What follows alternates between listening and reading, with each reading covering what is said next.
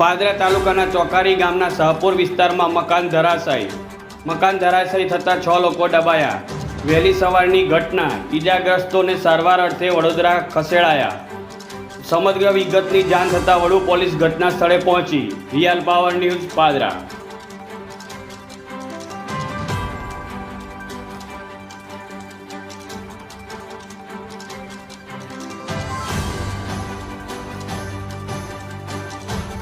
પાથરીજા મંદિરે શાહપુરા વિસ્તાર છેલ્લા 23 કલાકથી વરસાદ પડવાથી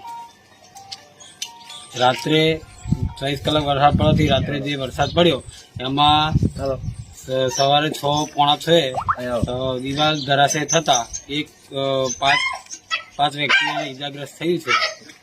એમાં અરવિંદભાઈ છે, એમના બા છે, પછી એમના પત્ની છે, એમના 2 બાળક છે। ઈજાગ્રસ્ત થયા છે। એમને સરકારી હોસ્પિટલમાં તાત્કાલિક સારવારમાં મોકલાયા। સરકારી હોસ્પિટલ કઈ હોસ્પિટલ? સયાજી હોસ્પિટલમાં। વધુ સમાચારો નિહાળવા માટે રિયલ પાવર ન્યૂઝ ચેનલને લાઇક કરો, શેર કરો અને સબસ્ક્રાઇબ કરો।